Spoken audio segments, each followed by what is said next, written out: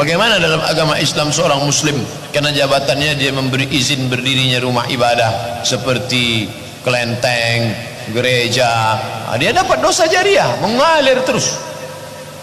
Man sanna fil islami sunnatan hasanatan, siapa yang berbuat baik falahu ajruha, dia dapat pahalanya.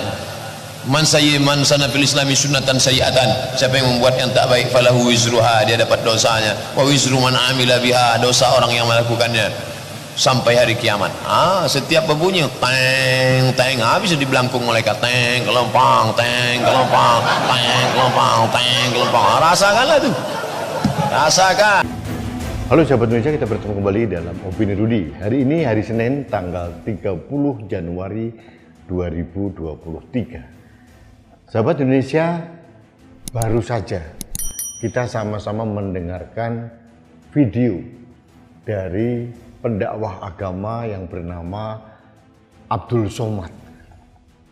Saya tidak tahu kapan ini disampaikan oleh Abdul Somad kepada jamaah di satu masjid, tapi menurut saya orang ini sumber dari segala sumber intoleran yang terjadi di negeri ini. Abdul Somad adalah pendakwah yang populer, pengikutnya banyak.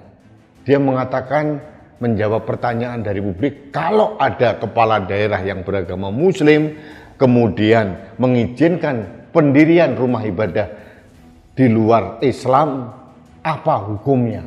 Somad dengan gegabah mengatakan bahwa hukumnya dosa, dan yang bersangkutan kepala daerah yang memberikan izin kepada umat selain Muslim untuk mendirikan rumah ibadah akan menanggung dosa yang luar biasa dan akan ada azab sampai akhir zaman.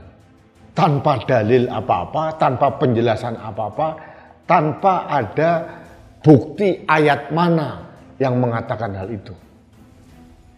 Tapi karena yang mengatakan Somad dianggap suatu kebenaran, padahal ini adalah penyesatan. Inilah yang saya katakan para pendakwah agama merupakan biang keladi atau sumber dari segala sumber maraknya intoleransi di negeri ini. Nah, apa yang dikatakan Somad itu bisa menjadi amunisi bagi masyarakat untuk menekan kepala daerah agar tidak memberikan izin pendirian rumah ibadah selain masjid. Dan ini yang terjadi di Batam, di Cilegon, di daerah-daerah lain. Nah, sekarang tinggal aparat negara. Apakah membiarkan orang seperti Abdul Somad ini bebas menyampaikan opini yang menyesatkan sehingga menimbulkan dampak intoleransi? Ucapan Somad yang tidak ada dasar itu seolah-olah mengalahkan konstitusi. Padahal jelas-jelas disampaikan dalam konstitusi Undang-Undang Dasar 1945 pasal 29 bahwa setiap orang, setiap warga negara mempunyai hak untuk memeluk agama dan beribadah. Nah, ini seolah-olah diabaikan oleh ucapan seorang Somad. Ini berbahaya. Dan menurut saya harusnya negara tidak boleh membiarkan orang seperti Somad seperti ini. Harus diluruskan. Kemarin tidak lebih beberapa hari yang lalu di depan gubernur, Kapolda, Pangdam, Bupati, Wali Kota, Kapolres, Dandim, Presiden Jokowi tegas-tegas memberikan warning untuk hati-hati. Jangan sampai negara dalam tanda kutip seolah-olah mengamini kelompok-kelompok tertentu untuk penolakan rumah ibadah. Ini terjadi di Batam.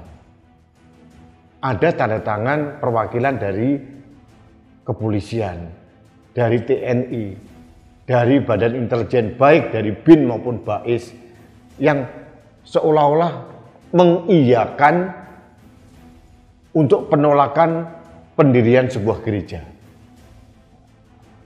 Ini kan berbahaya. Kesepakatan warga, entah itu dalam kemasan yang namanya kesepakatan FKUB, Forum Komunikasi Umat Beragama, dan ini sudah pasti dipaksakan dan kelompok minoritas pasti ditekan untuk terpaksa bersepakat. Ini menurut saya benar-benar melecehkan konstitusi. Ini menurut saya negara tidak boleh diam saja. Harus ada upaya pelurusan. Baik dari Majelis Ulama Indonesia atau mungkin dari Kementerian Agama, mungkin juga langsung dari Menko Polhukam untuk meluruskan, jangan sampai apa yang dikatakan Abdul Somad ini menjadi dasar bagi kepala daerah dimanapun untuk menolak pendirian rumah ibadah selain masjid. Dan ini akan menjadi stigma negatif bagi negeri ini. Menolak kebebasan orang untuk mendirikan rumah ibadah dan beribadah itu adalah melanggar hak asasi manusia yang paling mendasar. Kalau negara tidak berbuat apa-apa, negara seolah-olah ikut melakukan pelanggaran HAM yang paling esensial. Warga untuk bertemu dengan Tuhannya dihalang-halangi oleh negara. Padahal dalam konstitusi negara jelas dijamin dalam konstitusi bahwa pendirian rumah ibadah itu wajib difasilitasi oleh negara. Nah, ada satu lagi yang ingin saya tagih kepada negara berulang kali. Saya tidak tahu sudah berapa kali saya menyampaikan. SKB 2 menteri antara Menteri Agama dan Menteri Dalam Negeri tolong dicabut. Karena menurut saya SKB 2 menteri ini adalah biang keladi penolakan pendirian rumah ibadah dimanapun. Apalagi diamplifikasi, diprovokasi oleh ustadz-ustadz seperti Abdul Somad. Klop sudah. Bagaimana kita membangun negeri yang beragam ini? Yang keberagamannya, kebinekaannya dijamin oleh undang-undang, ternyata dikalahkan hanya oleh ucapan seorang penceramah agama. Konstitusi seolah-olah diabaikan dan negara diam saja. Sahabat Indonesia, ini himbauan saya kepada aparat keamanan negara, jangan diam saja melihat ada ujaran seperti Ustadz Abdul Somad ini. Karena ini berbahaya gitu. Tanpa dasar, tanpa dalil apapun, memprovokasi jamaah dan seluruh rakyat bahwa siapapun yang mendirikan atau mengizinkan pendirian rumah ibadah selain masjid itu adalah dosa. Ini kan berbahaya ini. Kita menghalang-halangi orang untuk bertemu dengan Tuhannya, beribadah kepada Tuhannya. Zolim kita. Kalau negara tidak bertindak, sama saja. Negara juga bisa dikatakan zolim. Jadi sekali lagi saya katakan, tolong kepada negara, dalam hal ini kepada Menko Polhukam, tolong benar-benar dijalankan apa yang sudah diwanti-wanti oleh Presiden Jokowi. Kepada Menteri Dalam Negeri, Menteri Agama, tolonglah. Ucapan seorang presiden itu adalah hukum. Harusnya itu ditindaklanjuti. Kalau seorang presiden sudah mewanti-wanti dengan bahasa yang jelas, tapi tetap tidak diimplementasikan oleh anak buahnya, kewibawaan seorang presiden itu akan dipertaruhkan. Apalagi menghadapi kelompok-kelompok seperti Abdul Somad ini kan berbahaya. Jadi sekali lagi sahabat Indonesia, konkretnya saya minta kepada negara untuk tidak diam saja melihat ada pendakwah agama seperti Abdul Somad yang memprovokasi aksi intoleransi. Yang kedua, saya mohon sekali lagi, cabut SKP 2 menteri. Karena ini menghalang-halangi pendirian rumah ibadah. Dan menurut saya tidak fair. Selalu terjadi kesepakatan yang dipaksa-paksakan sehingga kelompok minoritas terpaksa menerima kesepakatan. Kita menyelamatkan Indonesia ini. Jangan sampai kita terframing menjadi negara yang intoleran. Padahal jelas-jelas dalam konstitusi keberbedaan agama, etnis, suku itu dijamin oleh undang-undang. Apalagi kebebasan beragama dan mendirikan rumah ibadah. Ini harus difasilitasi oleh negara. Tidak ada pilihan lain. Dan aparat di bawahnya harus mengerti bahwa konstitusi Undang-Undang Dasar 1945 itu di atas semua peraturan di bawahnya. Termasuk undang-undang, apalagi peraturan menteri, SKB, apalagi hanya kesepakatan Forum Komunikasi Umat Beragama. Jangan peraturan kesepakatan yang dipaksakan ini mengalahkan konstitusi. Itu sekali lagi saya wanti-wanti. Baik sahabat Indonesia, demikian untuk kesekian kalinya saya berteriak di ruang publik ini. Tujuan saya hanya sekedar untuk menjaga Indonesia ini, Indonesia yang sangat indah dengan keberagaman, Indonesia yang harus kita wariskan kepada anak cucu kita dalam kondisi yang damai, keberagaman yang harmoni, dan jangan sampai kita mewariskan negara atau bangsa yang intoleran. Ini yang ingin saya sampaikan. Iya, kita apresiasi banget ya apa yang disampaikan oleh Bung Rudi Eskamri.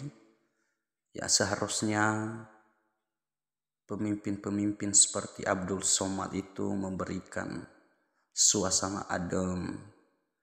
Seharusnya tidak melakukan hal-hal seperti itu. Seharusnya bisa menjaga toleransi. Namun ya, kalau begitu berarti intoleransi dong.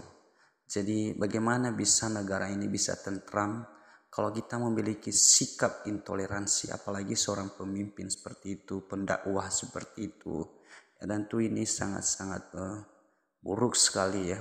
Dan tentu kita berterima kasih banget ya. Apa yang disampaikan oleh Bung Rudi Eskamri ini adalah bagian daripada upaya untuk menjaga kerukunan bangsa ini. Dan itulah tujuan kita bersama supaya negara ini bisa aman, bisa tentram, tidak saling berantem masalah agama mulu ya. Ya, urusan agama terus menerus yang dipersoalkan. Dan itulah harapan kita bahwa ke depan ya supaya pemimpin-pemimpin agama ini memberikan kesejukan ya, supaya tidak saling menjelekkan, saling mengkafirkan. Mari kita saling menghargai agama satu dengan yang lain gitu ya. Supaya ya kita bisa tenang di negara yang kita cintai ini. Supaya kita bisa damai ya. Mari kita saling menunjukkan ya sikap bernegara dengan baik gitu ya. Ya, terima kasih Bung Rudi Eskamri. Semoga Tuhan memberikan kekuatan dan keberanian terus yang menyampaikan kebenaran. Salam Pancasila, NKRI harga mati.